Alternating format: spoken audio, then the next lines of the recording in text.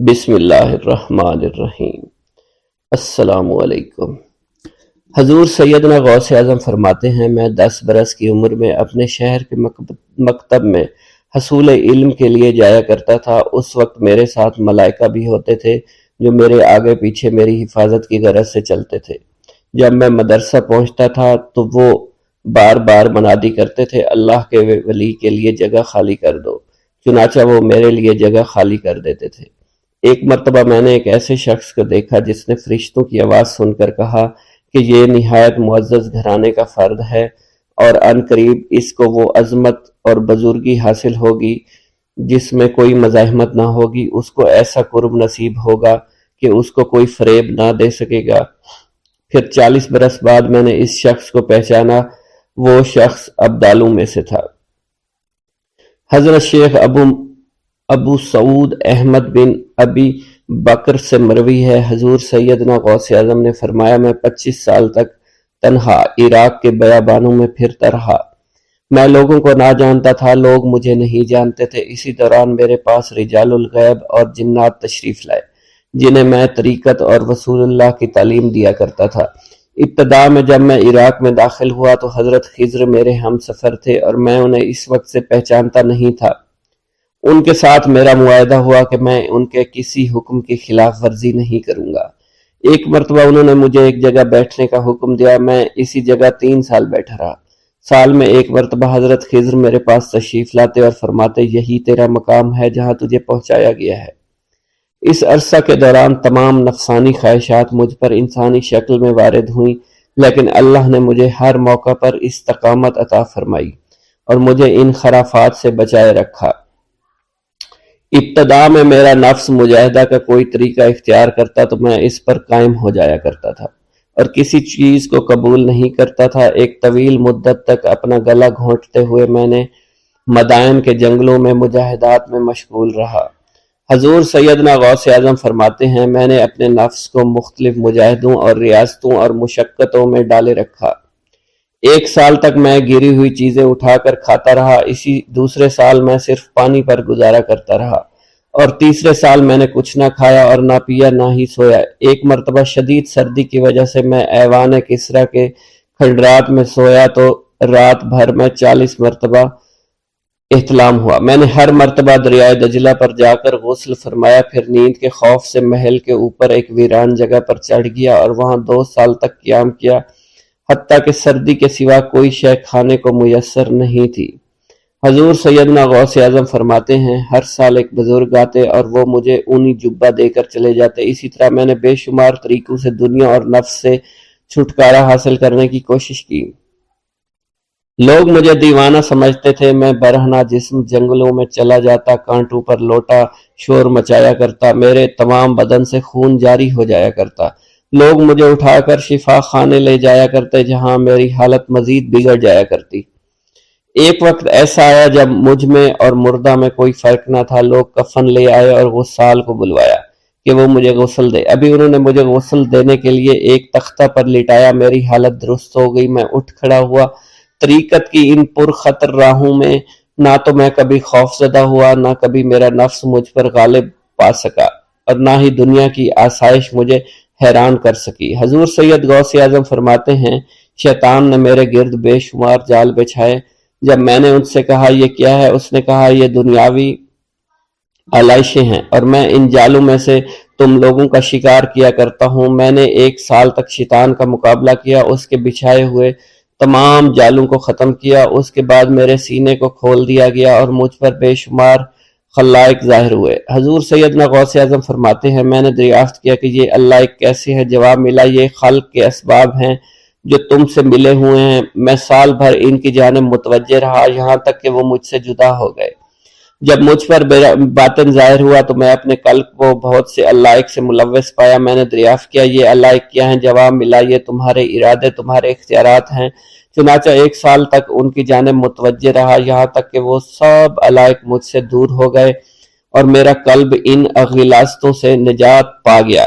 حضور سیدنا غوث اعظم فرماتے ہیں، پھر میں نے توکل کے دروازے پر آیا، میرا مقصد پورا ہو، لیکن جب میں توکل کے دروازے پر پہنچا بے شمار لوگ وہاں موجود تھے۔ میں ہجوم کو چیرتا بڑھا اور شکر کے دروازے پر پہنچ گیا۔ یہاں بھی لوگوں کا جمع غفیر موجود تھا، اسے بھی چیرتا آگے بڑھا اور مشاہدہ کے دروازے پر پہنچ گیا۔ یہاں پر موجود ہجوم کو بھی چیرتا ہوا اندر داخل ہوا، حتیٰ کہ سب سے آخر میں مجھے فقر کے دروازے پر لا دیا گیا۔ فقر کا دروازہ خالی تھا۔ جب میں اس دروازے میں داخل ہوا تو دیکھا جن جن چیزوں کو میں نے ترک کیا تھا وہ سب یہاں موجود تھی۔ یہاں مجھے ایک بہت بڑے روحانی خزانے کی فتوحات سے نوازا گیا۔ میرے لیے تمام دنیا کے خزانے کھول دیے گئے، مجھے روحانی عزت، دائمی غنا اور خالص آزادی عطا فرمائی گئی۔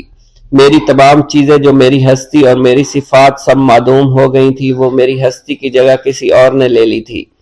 حضرت شیخ ابو سعید مخزومی نے حضور سیدنا غوث اعظم کو خرقہ خلافت سے نوازا اور فرمایا، اے عبد القادر، یہ وہ خرقہ ہے جو حضور نبی کریم صلی اللہ علیہ وسلم نے سیدنا علی المرتضیٰ کو عطا فرمایا۔ سیدنا علی المرتضیٰ نے یہ خرقہ خواجہ حسن بصری کو عطا فرمایا، جس سے ہوتا ہوا یہ مجھ تک پہنچا، اور یہ تمہاری امانت تھی جو میں نے تم تک پہنچا دی۔ حضور سیدنا غوث اعظم نے جب خرقہ مبارک کو زیب تن کیا تو آپ پر بے شمار انوار و تجلیات کی بارش ہونا شروع ہو گئی۔ میرا یہ قدم تمام اولیاء کرام کی گردن پر ہے۔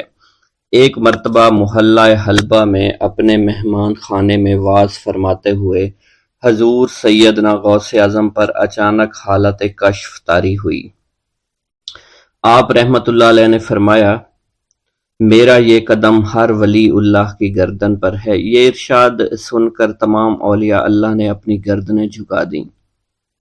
صلحائے امت نے اس کی توضیح فرمائی ہے کہ آپ رحمت اللہ علیہ کے عہد مبارک اور بعد میں قیامت تک آپ کی عطا کے بغیر ولی اللہ ولایت کے درجے پر فائز نہیں ہو سکتا۔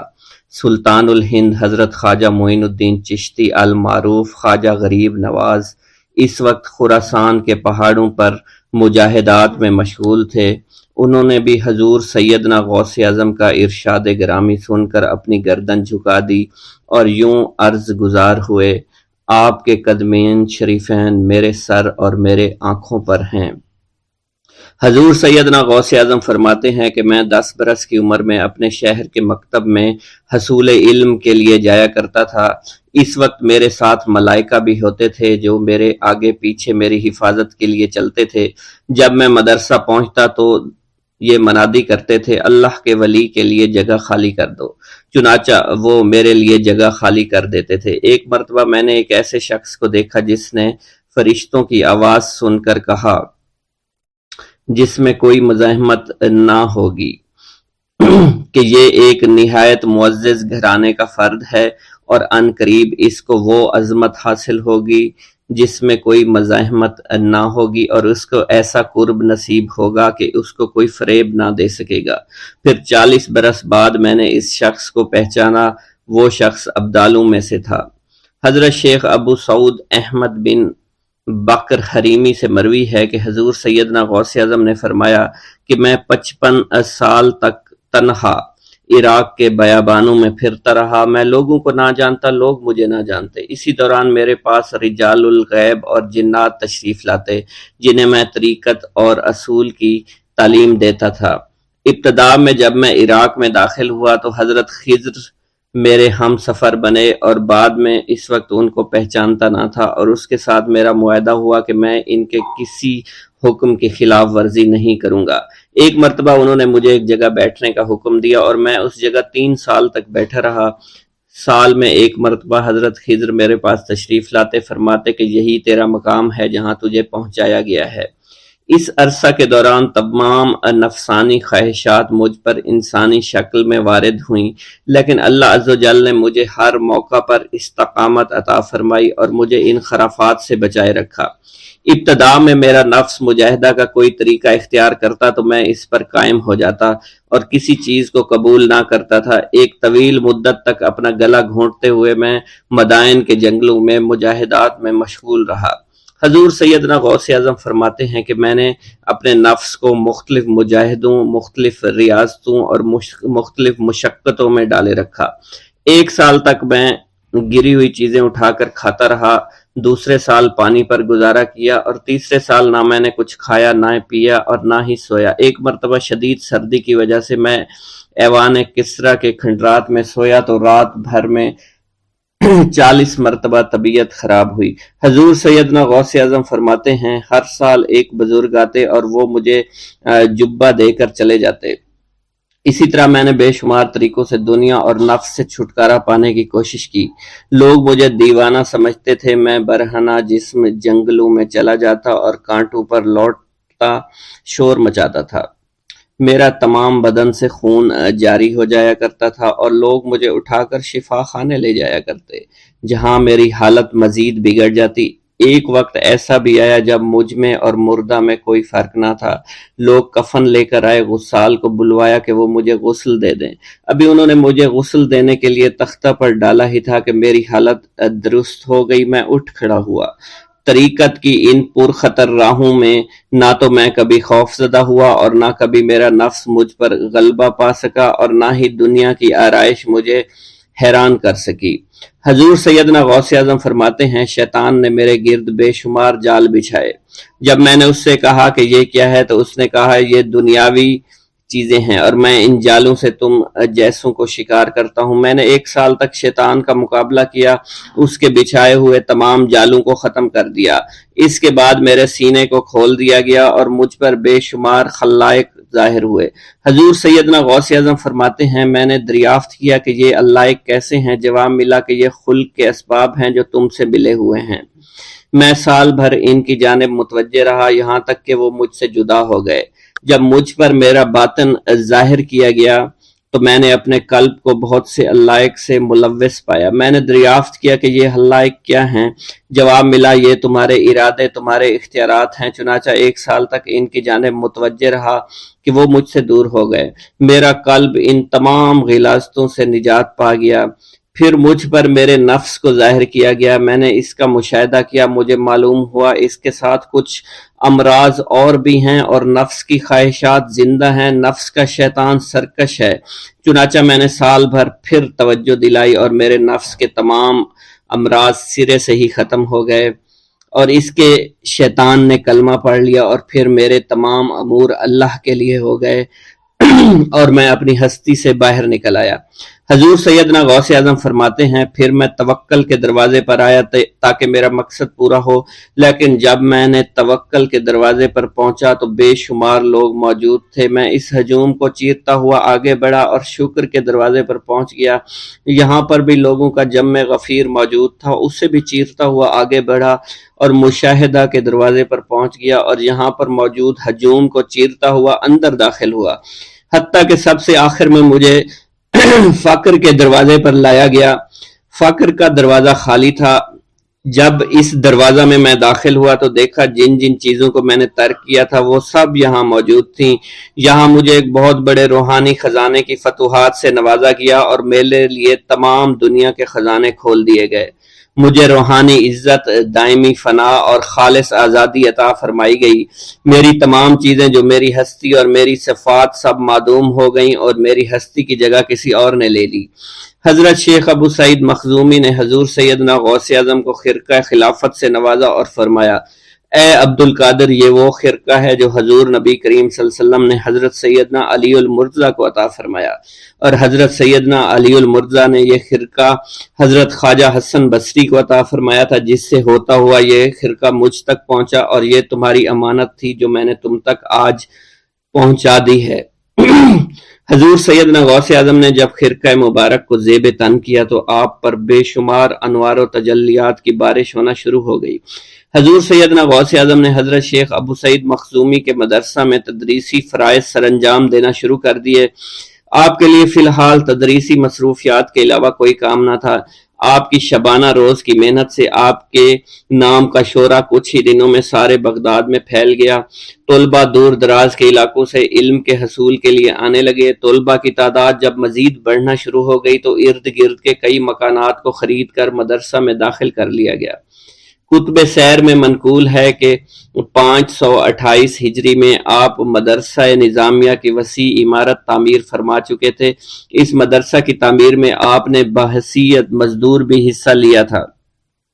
حضرت شیخ ابو الخشاب سے مروی ہے کہ میں جوانی میں جب علم نحو پڑھ رہا تھا تو لوگوں نے مجھے حضور سیدنا غوث اعظم کے پاس جانے کا مشورہ دیا، اور اس کی وجہ سے مجھے بھی اشتیاق ہوا کہ میں آپ کا واز سنوں۔ ایک مرتبہ کچھ لوگوں کے ہمراہ آپ کی مجلس میں دوستوں کے ہمراہ حاضر ہوا۔ آپ نے میری جانب توجہ کرتے ہوئے فرمایا، ہماری صحبت اختیار کر لو۔ چنانچہ میں نے آپ کے فرمان کے مطابق آپ کی صحبت کو اختیار کر لیا۔ آپ نے مجھے علم نحو کے علاوہ علوم عقلیہ اور تقلد حاصل کیے جس سے مجھے کوئی واقفیت پہلے نہیں تھی۔ 1 سال کے عرصہ میں آپ کی نظر کرم سے میں نے وہ علوم حاصل کر لیے جو گزشتہ اتنی عمر گزارنے کے باوجود بھی مجھے حاصل نہیں ہوئے تھے۔ منقول ہے حضرت شیخ بقا بن بطو، شیخ علی بن ہیتی اور شیخ کیلوی جب حضور سیدنا غوث اعظم کے مدرسہ میں آتے تو جھاڑو دیا کرتے تھے اور چھڑکاؤ کرتے تھے، لیکن آپ کی اجازت کے بغیر کبھی اندر داخل نہ ہوتے تھے۔ اجازت ملنے کے بعد آپ حضرات اندر داخل ہوتے اور اجازت ملنے پر ہی بیٹھتے تھے۔ آپ سے امان طلب کرتے اور امان مل جانے کے بعد مؤدب ہو کر بیٹھ جاتے۔ جس وقت آپ کہیں جانے کا ارادہ کرتے تو یہ حضرات سواری کے ہمراہ چلتے۔ آپ انہیں اس فعل سے منع فرمایا کرتے تھے اور کہتے تھے کہ ہمیں آپ کے ذریعے قرب الہی حاصل ہوا ہے۔ حضرت شیخ محمد قائل الادنیٰ سے مروی ہے کہ ایک مرتبہ حضور سیدنا غوث اعظم سے دریافت کیا گیا کہ آپ کی بزرگی اور عظمت کا راز کیا ہے۔ آپ نے فرمایا کہ میں کبھی جھوٹ نہیں بولتا اور کبھی کسی سے کذب بیانی نہیں کرتا۔ پیر دستگیر حضور غوث اعظم شیخ عبد القادر جیلانی رحمۃ اللہ علیہ نے اپنی زندگی کا ایک لمبا عرصہ مجاہدات میں گزارا۔ جب آپ بغداد شریف میں علم دین پڑھتے تھے، آپ کا معمول تھا کہ مدرسے کے اسباب پڑھ کر جنگل کی طرف نکل جایا کرتے تھے اور وہیں اپنے سبق یاد کرتے تھے، عبادت میں مصروف اور مشغول رہا کرتے تھے۔ اسی زمانے کی بات ہے کہ ایک روز حضور غوث اعظم شیخ عبد القادر جیلانی رحمۃ اللہ علیہ نے کسی غار کے قریب ایک پتھر کو دیکھا۔ اس پر ایک درود پاک لکھا ہوا تھا اور ساتھ ہی یہ بھی لکھا تھا کہ یہ درود جو پتھر پر لکھا ہے اسے ایک مرتبہ پڑھنے سے 50,000 درود شریف پڑھنے کا ثواب ملتا ہے۔ حضور غوث اعظم رحمۃ اللہ علیہ نے وہ درود شریف لکھ لیا اور اسے پڑھنے لگے۔ بعد میں ایک روز آپ کو خواب میں پیارے آقا مکی مدنی محمد مصطفیٰ صلی اللہ علیہ وآلہ وسلم کی زیارت ہوئی۔ آپ نے آخری نبی رسول ہاشمی صلی اللہ علیہ وسلم سے اس درود شریف کے متعلق پوچھا کہ کیا یہ وہی درود شریف ہے جس کے پڑھنے سے 50,000 درود شریف پڑھنے کا ثواب ملتا ہے؟ سرکار عالی وقار مکی مدنی تاجدار مدینہ صلی اللہ علیہ وآلہ وسلم نے فرمایا، اس درود شریف کے پڑھنے سے 50,000 کا نہیں بلکہ 70,000 درود شریف کا ثواب ملتا ہے۔ سبحان اللہ۔ اللہ پاک کے اپنے محبوب کی امت پر کرم نوازیاں دیکھی کہ جو بندہ ایک بار درود شریف پڑھے، روایت کے مطابق اسے 10 نیکیاں ملتی ہیں، 10 گناہ معاف ہوتے ہیں اور 10 درجات ہی بلند کیے جاتے ہیں۔ یہی کرم نوازی کتنی عظیم ہے کہ ایک مرتبہ درود شریف پڑھنے سے اتنا ثواب ملے۔ اس پر مزید کرم بالائے کرم کہ ایسے درود شریف بھی ہیں جنہیں صرف ایک مرتبہ پڑھنے سے صرف ایک درود شریف کا ثواب نہیں بلکہ کئی ہزار درود شریف کا ثواب ملتا ہے۔ حضور غوث پاک شیخ عبد القادر جیلانی نے پتھر پر لکھا ہوا جو درود شریف آپ پیارے آقا مکی مدنی محمد صلی اللہ علیہ وسلم نے خواب میں تشریف لا کر بتایا کہ اسے ایک مرتبہ پڑھنے کے 70,000 درود شریف کا ثواب ملتا ہے۔ سبحان اللہ، کاش ہم ان کرم نوازیوں کی قدر کو جان پائیں۔ ہمارے پیر غوث پاک رحمت اللہ علیہ فرماتے ہیں، اے محمد، اللہ پاک کا شکر ادا کیا کرو، پہلی امتیں جتنا عمل کرتی تھی اللہ پاک ان کی نسبت تم سے تھوڑے عمل پر ہی راضی ہو جاتا ہے۔ مزید فرماتے ہیں کہ مسجد کو لازمی پکڑو اور نبی رحمت صلی اللہ علیہ وآلہ وسلم پر کثرت سے درود شریف پڑھا کرو۔ اللہ پاک ہمیں کثرت سے درود شریف پڑھنے کی توفیق عطا فرمائے۔ یہ درود شریف قادری حضرات اپنے مریدوں کو روزانہ 511 مرتبہ یا 111 مرتبہ پڑھنے کی تلقین کیا کرتے ہیں۔ یہ درود شریف رحمت خداوندی کا خزانہ ہے، لہٰذا جو شخص اس درود شریف کو روزانہ 111 مرتبہ تاحیات پڑھتا رہے گا وہ رحمت خداوندی سے مالا مال ہو جائے گا، اور جو شخص روزانہ اس درود پاک کو کم از کم ایک بار ضرور پڑھیں اس سے ہزاروں نعمتیں حاصل ہوں گی۔ نمبر 1، رزق میں برکت ہوگی، تمام کام آسمان سے ہو جائیں گے، رضا کے وقت کلمہ نصیب ہوگا، موت کے وقت جان کنی کی سختی سے محفوظ رہے گا، قبر میں وسعت ہوگی، کسی کی محتاجی نہیں رہے گی، مخلوق خدا اس سے محبت کریں گے۔ ناظرین کرام، اس سے معلوم ہوا کہ اس درود پاک اور اس سے برکت حاصل کرنے کے لیے اسے روزانہ ہمیں پڑھنا چاہیے۔ اس کے علاوہ رسول اکرم صلی اللہ علیہ وسلم کے قرب اور اس کی زیارت کے لیے بھی یہ درود شریف بہت مؤثر ہے۔ مگر آپ اگر رزق کی کمی کا شکار ہیں، پریشانی اور مشکلات میں گھرے ہوئے ہیں تو اس درود کو اپنا معمول بنا لیجئے۔ تمام بھائی جو حضور غوث پاک سے عشق و محبت کرتے ہیں، حضور غوث پاک کو مانتے ہیں، وہ کمنٹ باکس میں یا غوث اعظم لکھ دیجئے۔ اللہ ہمارے رزق، مال و جان اور عزت میں برکت عطا فرمائے اور ہماری مغفرت عطا فرمائے۔ قصیدہ غوثیہ شیخ عبد القادر جیلانی رحمۃ اللہ علیہ سے منسوب قصیدہ غوثیہ کے فضائل و برکات اور اس کو پڑھنے کا طریقہ اور اس سے کیسے فیض پایا جا سکتا ہے، تمام تر معلومات چھوٹی سی ویڈیو میں پیش ہیں۔ ناظرین گرامی، اللہ پاک کا اپنے مقرب بندوں پر ایسا خاص کرم ہے کہ اس کی زبان سے نکلنے والے الفاظ اور قلم سے ظاہر ہونے والے نقوش میں بھی اتنی برکت رکھ دیتا ہے کہ خالق خدا ان نفوس قدسیہ کے متبرک کلام کو اپنا ورد وظیفہ بنا کر مصائب و آلام سے خلاصی پاتے ہیں اور دنیا آخرت کے ساتھ اپنی دنیا کو بھی سنوار لیتے ہیں۔ اس مبارک سلسلے کی ایک ایسی کڑی غوث الاغیاث قطب الاقطاب غوث اعظم شیخ عبد القادر جیلانی کی طرف سے منسوب عربی قصیدہ بنام قصیدہ غوثیہ ہے۔ اس قصیدے میں آپ نے اپنے اوپر ہونے والے فضل خداوندی کا ذکر فرمایا ہے۔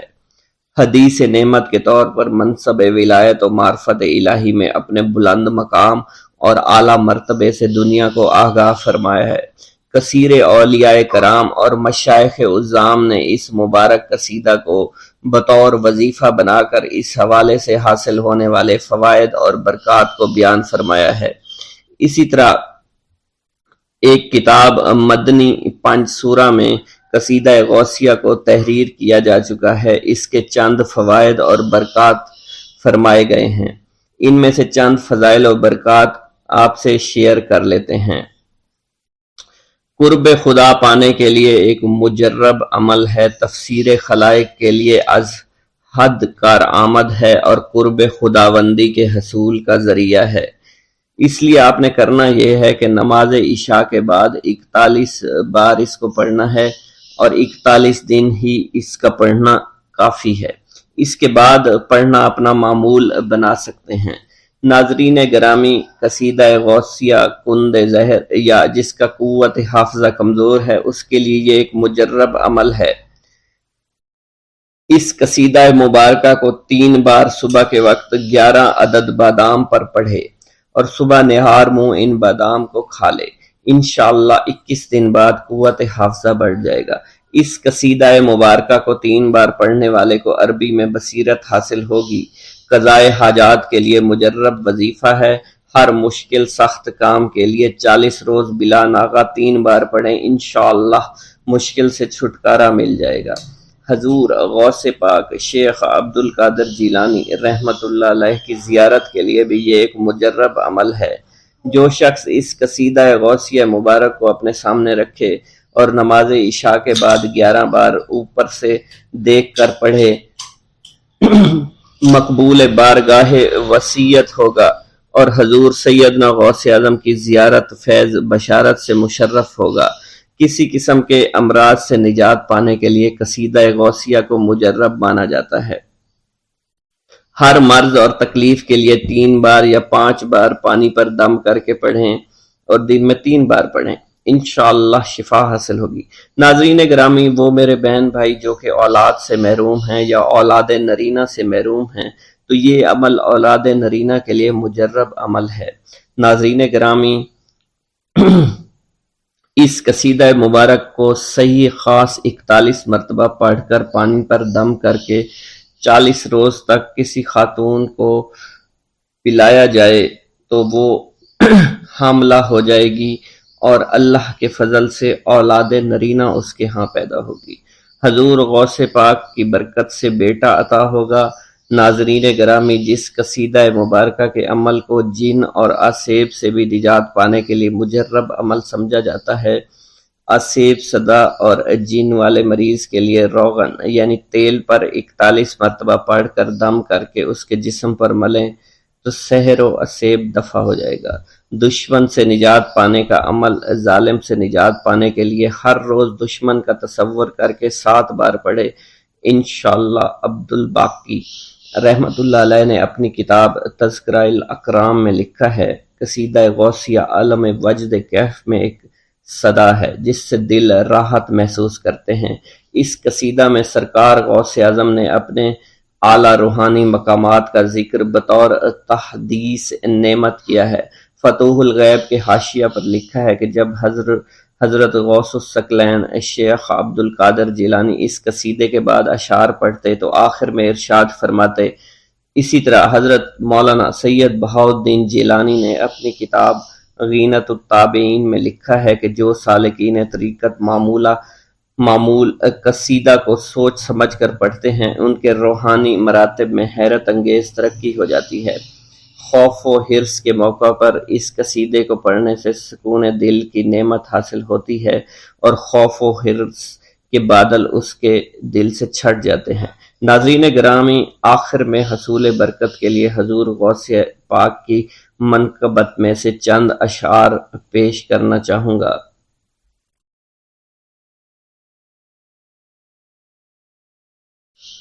ملے رب سے ایسے تم شان غوث اعظم، سبھی اولیاء کے ہو تم سلطان غوث اعظم۔ میری فکر و احدائی کو ملے معرفت خدا، تیرے در سے بٹ رہا ہے عرفان غوث اعظم۔ نکل آیا حکم پا کے ڈوبا ہوا سفینہ، کلام حق کا مظہر ہے زبان غوث اعظم۔ تیری نسبتوں سے کامل ایمان ہے دو جہاں کا، میرے دل میں بھی ہو نصب وہ نشان غوث اعظم۔ آغوش والدہ میں کیا مطمئن جاں کو تم نے، تم سے ہی طے ہوا ہے رمضان غوث اعظم۔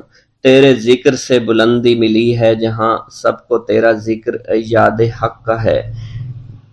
میرے دل میں بھی سما ہے وہ کتاب حق خدا، جو شکم میں تو نے سیکھا ہے وہ ہے قرآن غوث اعظم۔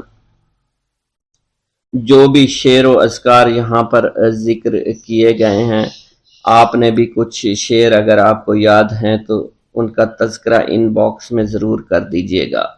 اللہ تعالی حضور پاک صلی اللہ علیہ وآلہ وسلم کے صدقے ہم سب کی مغفرت فرمائیں اور ہمارے علم، عمل، رزق، روزی، شان میں برکت عطا فرمائیں۔ حضرت شیخ ابراہیم قندوزی کی آمد۔ ایک دن حضرت خواجہ معین الدین چشتی حسب معمول درختوں کو پانی دے رہے تھے۔ حضرت شیخ ابراہیم قندوزی گھومتے پھرتے اسی باغ کی طرف آن نکلے۔ حضرت شیخ ابراہیم قندوزی اسی آبادی میں رہا کرتے تھے جہاں آپ مقیم تھے، اور وہ اللہ عز و جل کے عشق میں اس قدر ڈوبے ہوئے تھے کہ ان پر عشق حقیقی کی وجہ سے اکثر خود فراموشی کی حالت طاری رہتی تھی۔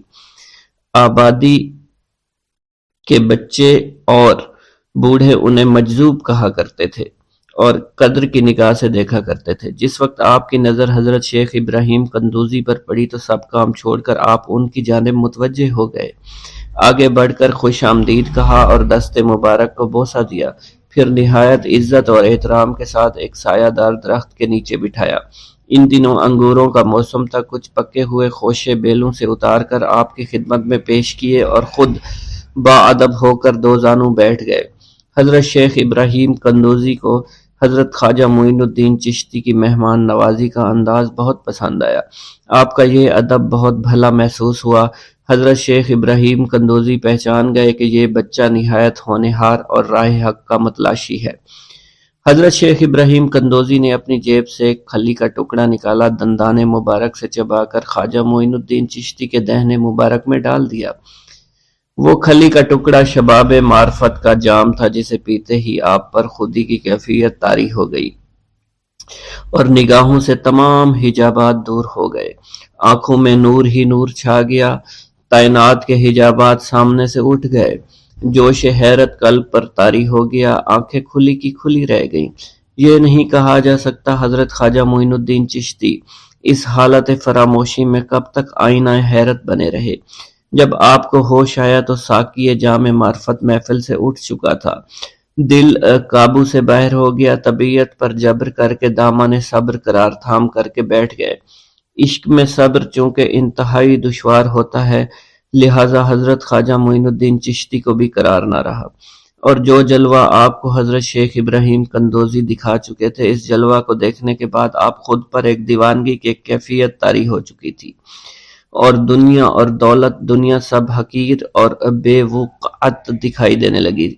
آپ کے قلب میں عشق خداوندی جوش مارنے لگا، اور قلب تمام دنیاوی آلائشوں سے پاک ہو گیا اور دنیا سے بے پرواہ ہو چکا تھا۔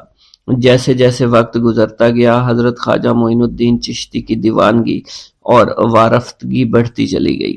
آپ نے حضرت شیخ ابراہیم قندوزی کے ہاتھوں جام معرفت پینے کے تیسرے دن ہی اپنی تمام املاک فروخت کر کے اس رقم کو راہ خدا میں خرچ کر دیا، اور خود معمولی ساز راہ لیا، اور اپنے وطن اور اپنے عزیز و اقارب اور رفقا کی محبت کو خیر باد کہہ کر چل دیے۔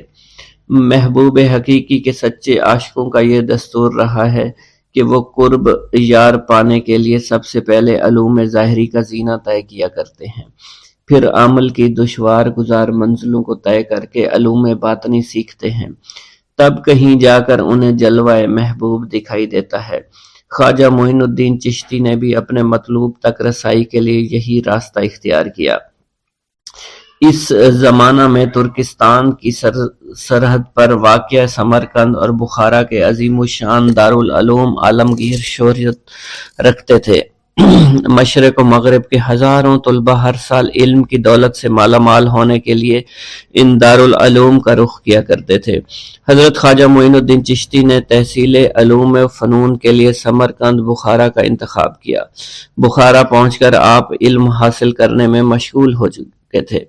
اگرچہ حضرت خواجہ معین الدین چشتی کی صغیر سنی کی تعلیم کے متعلق کسی سوانح نگار نے قلم کو جنبش نہیں دی کہ والدین نے آپ کو گھر میں ابتدائی تعلیم دی تھی، مگر سادات خراسان کے مقتدر خاندانوں سے تعلق اور عارف و کامل صاحب فضل و کمال باپ کی گود میں پرورش پانے والے حضرت خواجہ معین الدین چشتی بھلا کیوں کر ان پڑھ رہ سکتے تھے۔ حالات و واقعات کے سیاق و سباق میں غور کرنے سے معلوم ہوتا ہے کہ آپ نے اگرچہ زیادہ تعلیم تو نہیں، کم از کم قرآن مجید کی تعلیم اور علوم مروجہ کی ابتدائی کتابیں ضرور پڑھی ہوں گی، اور یہ بات بھی بعد از قیاس نہیں کہ قرآن مجید کے کچھ سپارے بھی حفظ کیے ہوں۔ بہرحال بخارا پہنچنے سے پہلے آپ نوشت خواندند سے واقف ضرور تھے۔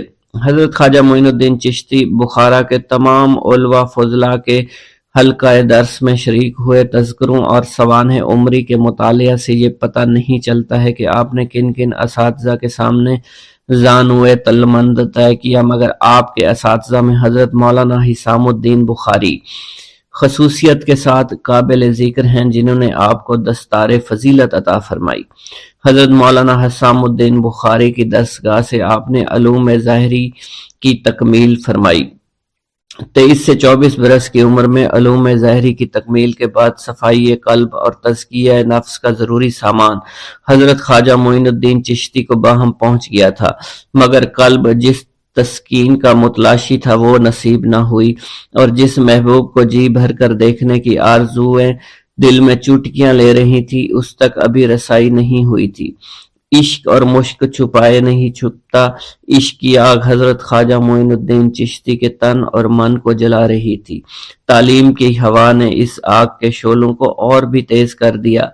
मोहब्बत का ज़ौक़ बढ़ रहा था, इश्क के जज्बात भड़क रहे थे। बिलाखिर जब बेकरारी जुनून की हद को पहुंची, आप जानिबे इराक रवाना हुए। कस्बा सुबहान पहुंचकर हजरत शेख नजमुद्दीन कुबरा से मुलाकात हुई और 15 दिन आपने हजरत शेख नजमुद्दीन कुबरा के यहाँ क़याम फरमाया। सुबहान से रवाना होकर संजान से रवाना होकर हजरत ख्वाजा मोइनुद्दीन चिश्ती बगदाद शरीफ रवाना हो गए। इन दिनों हजूर सैयदना गौसे आजम कस्बा जबल में तशरीफ फरमा थे। ये कस्बा कोह जोदी के दामन में आबाद था, जहां तूफान नूह के वक्त हजरत नूह की कश्ती आकर रुकी थी। आप हजूर सैयदना गौसे आजम की सोबत और जियारत से मुशर्रफ हुए। इस वक्त आपकी इब्तदाई हालत थी। हजूर सैयदना गौसे आजम ने आपके हक में दुआए खैर फरमाई। इस वक्त आपकी इब्तदाई हालत थी। हजूर सैयदना गौसे आजम ने आपके हक में दुआ फरमाई। उन्होंने बशारत दी कि आप मुक्तदाए रोजगार होंगे। खल्क अल्लाह आपसे फैज़याब हो गई। आपने हजूर सैयदना गौसे आजम के पास कुछ अरसा क़याम किया और वापस तशरीफ ले गए। बिस्मिल्लाहिर्रहमानिर्रहीम। नाज़रीन गिरामी, रिवायत में आता है कि कुतुबुल अक़ताब हज़रत शेख अब्दुल कादिर जिलानी अल हसनी वल हुसैनी अल जिलानी हज़रत गौसे आज़म शेख अब्दुल कादिर जिलानी रहमतुल्लाह अलैह जब नमाज अदा करते तो बहुत ज़ारो कतार रोया करते, यानी गिरिया जारी किया करते थे। रोते रोते आपकी हिचकी बन जाया करती थी।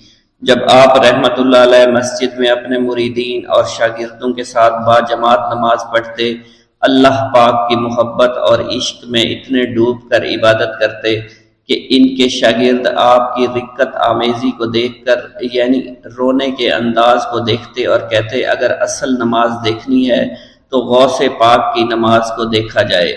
तो एक बार का जिक्र है कि आप रहमतुल्लाह अलैह इराक की मस्जिद में से बाजमात नमाज पढ़कर बाहर निकले। आपके मुरीदीन भी आपके साथ थे। आपने देखा कि इसी मोहल्ले में कुछ बच्चे अखरोट के साथ खेल रहे हैं। आप बच्चों से बहुत प्यार किया करते थे, गोया कि खुद बचपन में कभी बच्चों की तरह खेल कूद नहीं कर सके, लेकिन बच्चों को देखकर आप मुस्कुराते थे। आप आगे बढ़ने लगे और मुरीदीन की बड़ी जमात भी आपके साथ थी। अभी आप ज्यादा दूर नहीं गए थे कि इन बच्चों ने एक दूसरे के कान में कुछ बोलना शुरू कर दिया और इशारे में बातें करने लगे कि क्या ख्याल है कि जो बाबा जी सबसे नुमायां हैं, नूरानी चमकते हुए चेहरे वाले हैं, सबसे आगे चल रहे हैं, इनको बोला जाए जो फरमाइश हमें करनी है इनसे कर दें। क्या ये हमें डांटेंगे तो नहीं? तो कुछ समझदार बच्चे हम जुबान हुए और कहा, नहीं नहीं, ये जो बाबा है ना बहुत अच्छे हैं, इनसे जो कुछ कहोगे इन्होंने वो हमारी बात पूरी करनी है। हम इनसे एक मीठी और लजीज चीज आज मंगवाते हैं। तो इनमें से एक बच्चा जो सबसे बड़ा था पास आया और कहा, बाबा मेरी बात सुने। आपने बहुत प्यार और शफकत से उसके सर पर हाथ रखा और कहा, बेटा कहो। उसने कहा कि मेरा दिल कर रहा है कि मैं आपसे कुछ मांगूं। आपने फरमाया कि कहो बेटा क्या चाहते हो। वो कहने लगा कि मुझे आप इस फिलां जलेबी वाले से जलेबी लाकर दे सकते हैं, मेरा खाने का बहुत दिल कर रहा है। मैं चला जाता, लेकिन बाबा मेरी बारी आने वाली है, जब तक मैं जलेबी लेकर वहां आऊंगा मेरी बारी चली जाएगी। आप रहमतुल्लाह अलैह वहां के मशहूर बुजुर्ग बड़े सरदार लोग हैं। आपके खादमीन आपके नौकर बनने के लिए जान की बाजी लगाने को तैयार रहते हैं। इधर वो बच्चे आपके रुतबे को भी देख रहे थे और ये भी देख रहे थे कि आप कौन सी शख्सियत है, लेकिन फिर भी इतने सारे लोगों को छोड़कर आपसे वो बच्चा कहता है कि बाबा मुझे जलेबी ला कर दे दें। बाबा जी ने कहा कि ठीक है मैं ला कर दे देता हूँ। आपका एक मुरीद आपके पास आया और कहा, हजरत आप क्यों इस बात पर तवज्जो दे रहे हैं? आप इस बच्चे की फरमाइश पर जलेबी ला रहे हैं। हजरत आप पर मेरी जान कुर्बान हो, मैं इस बच्चे को जलेबी ला कर दे देता हूँ। آپ رحمت اللہ علیہ نے اسے اپنے ہاتھ کے اشارے سے منع فرمایا اور کہا اس نے مجھ سے کہا ہے نا تو میں ہی اس کی خواہش کو پورا کروں گا۔ پھر آپ رحمت اللہ علیہ اس جلیبی والے کے پاس تشریف لے گئے اور جلیبی والا کچھ دیر پہلے اداس بیٹھا ہوا تھا۔ آپ رحمت اللہ علیہ اس کی دکان میں تشریف لے گئے تو وہ خوشی خوشی سے جھومنے لگا۔ آپ رحمت اللہ علیہ نے اس جلیبی والے سے جلیبی لی، اس نے خوشی خوشی آپ رحمت اللہ علیہ کے ہاتھوں میں جلیبی تھما دی۔ وہ آدمی لگ بھگ 70 سال کا تھا، اس بڑھاپے میں بھی وہ کام کرنے پر مجبور تھا۔ اس کی آنکھوں میں آپ رحمت اللہ علیہ کو دیکھ کر آنکھوں سے آنسو آ گئے۔ اس نے روتے ہوئے کہا اللہ کا لاکھ لاکھ شکر ہے، اس نے میری دعا سن لی۔ آپ نے میری دکان میں قدم رکھے تو کئی دنوں سے آپ کے انتظار میں یہاں بیٹھا ہوا تھا۔ میں جانتا تھا کہ آپ ضرور میری دکان پر تشریف لائیں گے۔ آپ رحمت اللہ علیہ نے فرمایا تمہیں کیسے پتا تھا کہ میں تمہاری دکان پر آؤں گا؟ وہ کہنے لگا کہ حضرت عرصہ ہوا ہے، کئی مہینوں سے میرا کاروبار نہیں چل رہا تھا، میرا کاروبار دن بدن ٹھپ ہوتا جا رہا تھا، فاقوں تک کی نوبت آ گئی تھی۔ مجھے اپنی فکر نہیں تھی لیکن اپنے چھوٹے چھوٹے بچوں کی تھی۔ اس بڑھاپے میں اللہ تعالیٰ نے اولاد تو دی لیکن ان کو پالنے کا کوئی بندوبست نہیں ہو رہا تھا۔ میں نے اپنی اس پریشانی کا ذکر کسی سے کیا تو اس نے کہا کہ عراق کے ایک شہر میں چلے جاؤ، وہاں پر کوئی ایک فقیر ہے، اس سے دعا کراؤ، وہ جس کے لیے دعا کرتے ہیں اس کا کام بن جاتا ہے۔ میں اتنا پریشان تھا کہ اس آدمی کے کہنے پر اس فقیر سے ملنے چلا گیا۔ اس کی تلاش کر کے میں نے اس سے کہا تم میرے لیے دعا کرو تاکہ میرے کاروبار میں ترقی ہو جائے اور میرے رزق میں برکت ہو جائے اور تنگ دستی دور ہو جائے تاکہ میں بیوی بچوں کا پیٹ پال سکوں۔ فقیر مجھے دیکھ کر کہنے لگا کہ تم پیران پیر غوث اعظم دستگیر رحمت اللہ علیہ کو نہیں جانتے؟ میں نے کہا میں نہیں جانتا۔ وہ کہنے لگا حیرت ہے کہ تمہیں یہ پتہ نہیں کہ تم ان کو جانتے ہی نہیں کہ ولیوں کے سردار ہیں۔ میں تو بہت چھوٹا سا فقیر ہوں، میری دعاؤں میں اتنا اثر نہیں کہ وہ غوث اعظم رحمت اللہ علیہ ہیں، جس کے لیے بھی دعا کریں اس کا بیڑا پار ہو جایا کرتا ہے، اور جب اس دور میں غوث پاک رحمت اللہ علیہ خود موجود ہے تو پھر ہمارا کیا مقام ہوگا ان کی دعا کے آگے؟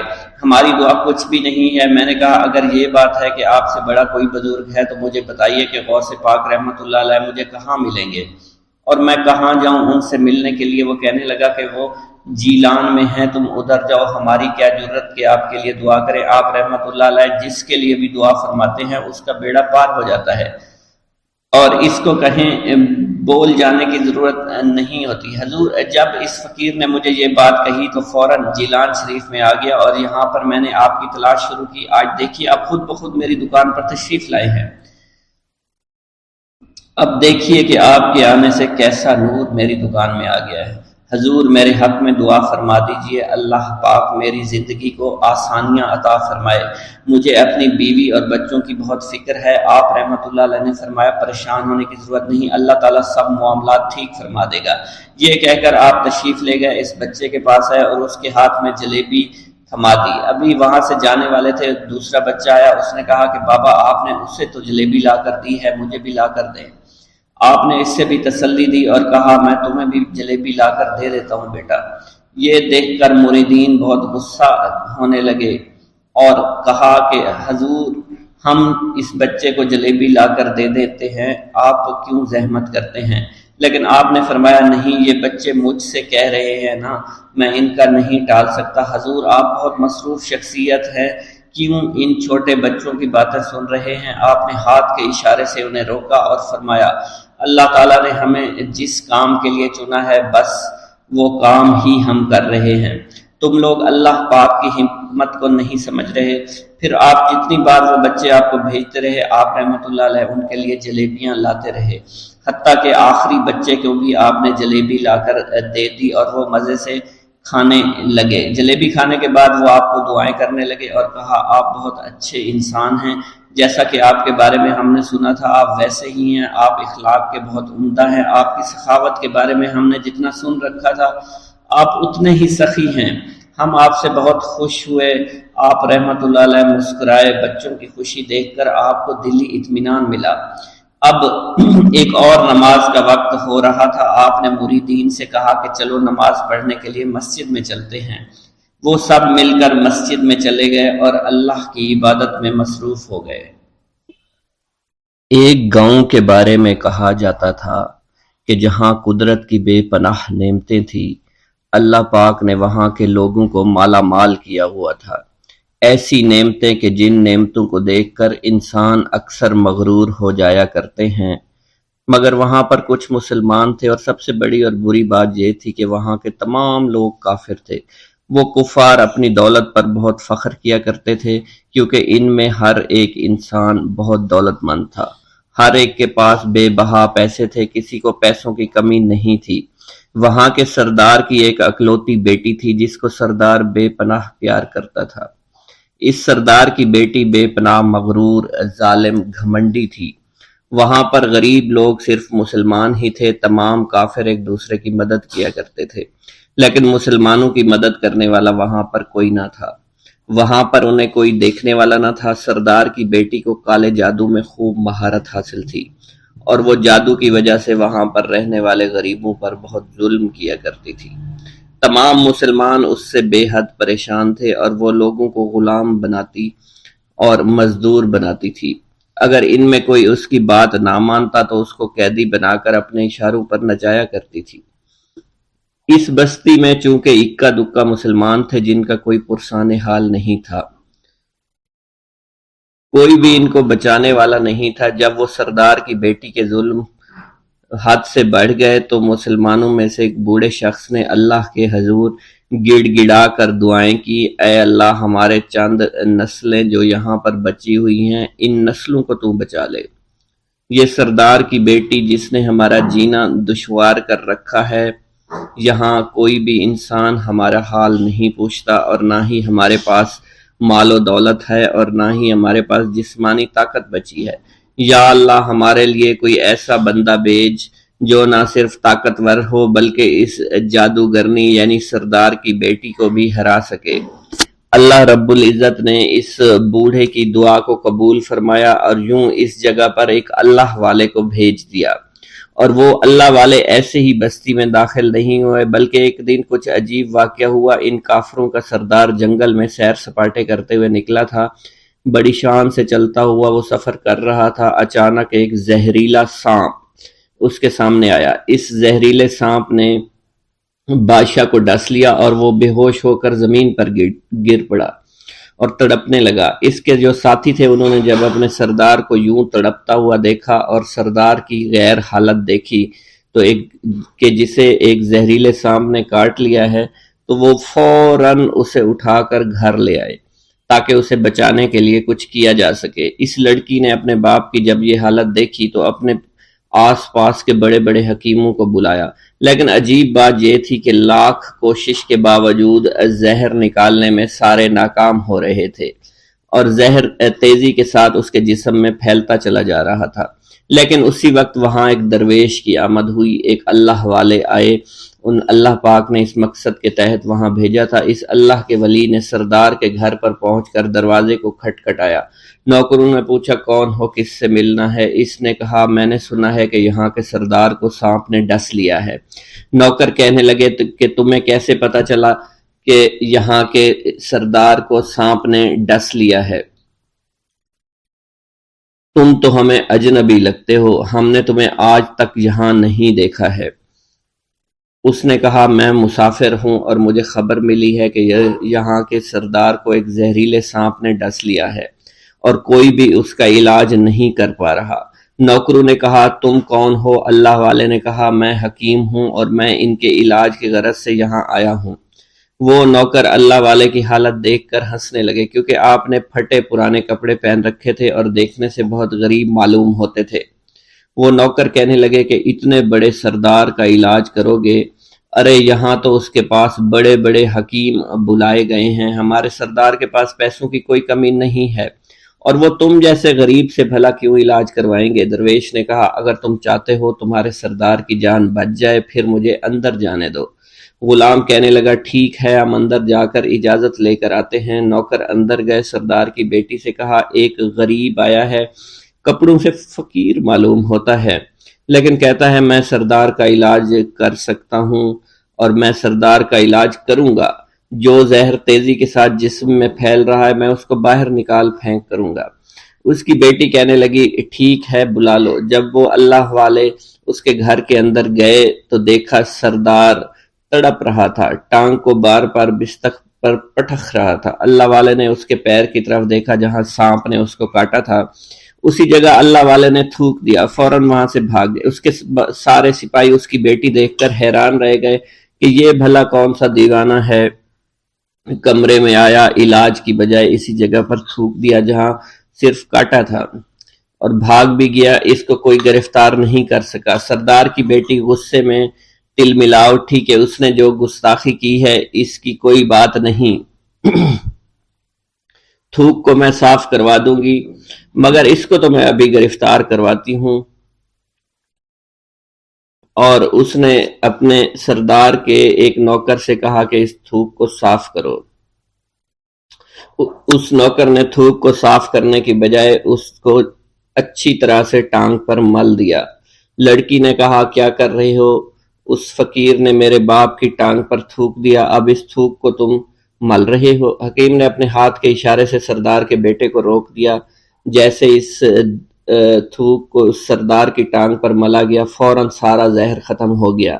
جو ٹانگ کٹنے کے قابل تھی وہ ٹانگ بالکل ٹھیک ہو چکی تھی، جو نیلی پڑ چکی تھی اب اصلی حالت میں آہستہ آہستہ واپس آ رہی تھی۔ اور جب وہ قبیلے کا سردار بالکل ٹھیک ہو گیا، ہوش میں آ گیا، تو حیران رہ گیا۔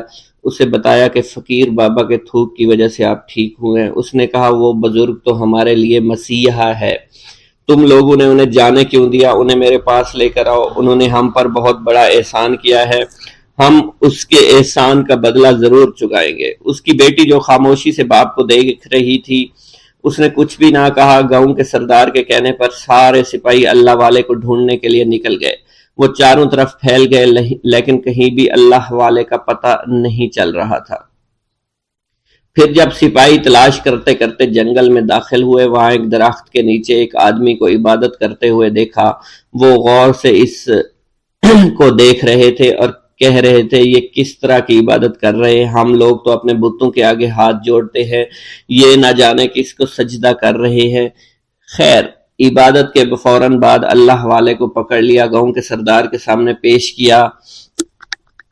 وہ کہنے لگا آپ کون ہیں اور کہاں سے آئے ہیں؟ سب سے پہلے تو میں گستاخی کی معافی چاہتا ہوں، میرے لوگوں نے آپ کے ساتھ بڑی بدتمیزی کی، لیکن آپ کی وجہ سے آج میں زندہ ہوں۔ ہم گناہ گاروں کی وجہ سے آپ جیسے لوگوں کو بہت تکلیف ہوئی ہے، اس لیے میں معذرت چاہتا ہوں۔ آپ سے درخواست کرتا ہوں کہ آپ میری طرف سے یہ قیمتی لباس یعنی کپڑے اور عربی گھوڑا قبول کیجئے۔ اللہ والوں نے اس کی طرف مسکرا کر دیکھا اور کہا یہ گھوڑا، یہ لباس بہت قیمتی ہے، مگر یہ لباس پہن کر اس گھوڑے کے لیے گھاس کاٹوں گا تو کیا اچھا لگوں گا؟ سردار نے کہا فکر نہ کریں، گھوڑے کے ساتھ ساتھ ہم آپ کو نوکر بھی دیں گے۔ اللہ والے نے کہا کہ اتنی مال و دولت اور نوکروں کے ساتھ میں اکیلا رہوں گا؟ گاؤں کا سردار بولا حضور آپ کی یہ بات سن کر میں سوچ میں گم ہو گیا ہوں، لیکن یہ میری بیٹی آپ کے سامنے حاضر ہے۔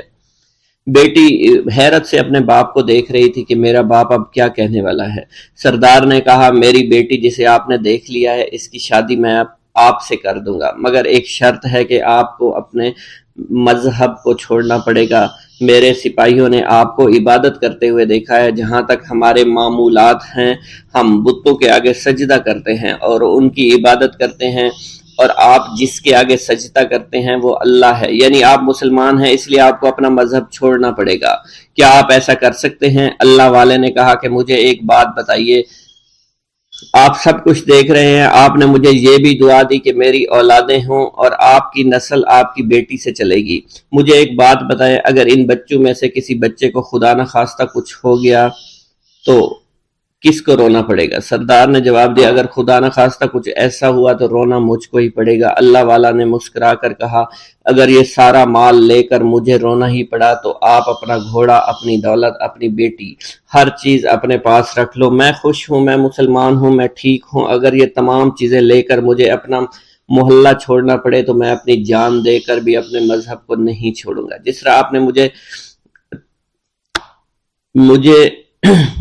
نوازا ہے، میں اسی رب کے دین کو چھوڑ کر چلا جاؤں گا۔ صرف چند پیسوں کی خاطر میں ہر دن پیسہ نہیں کر سکتا، اور اپنی درویشی میں میں بہت خوش ہوں۔ اللہ نے مجھے جس مقصد کے لیے بھیجا تھا وہ میرا مقصد پورا ہو جائے گا۔ گاؤں کے سردار نے پوچھا، یہ کہہ کر وہ اللہ والے جانے لگے تو سردار نے درویش کو رک جانے کا کہا اور کہنے لگے، میں نے مال دے کر تمہیں آزمایا اور تمہیں پرکھا، لیکن تم اپنے مذہب کو چھوڑنے پر راضی نہیں ہو۔ اگر تم یہی سب کرنے آئے تھے تو تمہیں اس بات کا ڈر نہیں؟ کیا تم نہیں جانتے ہم کتنے طاقتور ہیں، اور میری بیٹی اپنے عمل میں اتنی ماہر ہے کہ تمہیں یہاں کھڑے کھڑے ابھی جنگلی جانور بنا سکتی ہے۔ اللہ والے نے کہا کہ اس نے جنگلی جانور کمزور لوگوں کو بنایا ہوگا، یہ مجھے جانور بنا کر تو دکھائے۔ اس سے پہلے کہ گاؤں کا سردار اپنی بیٹی سے کچھ کہتا کہ اس پر وار کرو، اللہ والے نے جادوگرنی پر ایسی پھونک ماری کہ وہ اسی وقت ایک بہت بڑی چھپکلی بن گئی۔ وہ کچھ بھی نہیں کر پا رہی تھی، وہ چھپکلی اتنی بڑی تھی کہ وہاں پر جتنے بھی انسان کھڑے تھے ان سب میں سب سے زیادہ اونچا اس کا قد تھا۔ وہ چھپکلی اللہ والے کے پاس آئی، اپنا زہر اس پر اگلنا چاہتی تھی کہ اسی وقت اس نے اس کے منہ پر تھوک دیا۔ تھوکنے کی دیر تھی، وہ چھپکلی جلنے لگی اور جس سے گرمی کی وجہ سے اس کا چہرہ پگھل رہا تھا، اس کا چہرہ جل کر کالا ہو چکا تھا۔ وہ مرنے والی تھی کہ سردار دوڑتا ہوا قدموں میں آ کر گر پڑا اور معافی مانگنے لگا اور کہنے لگا، حضور اس گستاخی کے لیے میں معذرت خواہ ہوں، آپ مجھے معاف کر دو، میں نے سچ میں آپ کو بہت کمزور سمجھا تھا، آپ کو آپ کا مذہب سے ہٹانا چاہا تھا۔ اگر میری بیٹی ٹھیک ہو جائے تو میں سچ کہتا ہوں یہاں پر جتنے لوگ ہیں ہم پوری کی پوری بستی مسلمان ہو جائیں گے۔ اللہ والے نے کہا کہ ہم تمہیں اپنے دین میں شامل کرنے کے لیے یہ سب نہیں کر رہے، بلکہ تم لوگ مسلمان بھائیوں پر جو ظلم کرتے ہو وہ ظلم کو ختم کرنے کے لیے ہم یہاں آئے ہیں۔ ہمارے دین میں جبر اور ظلم نہیں۔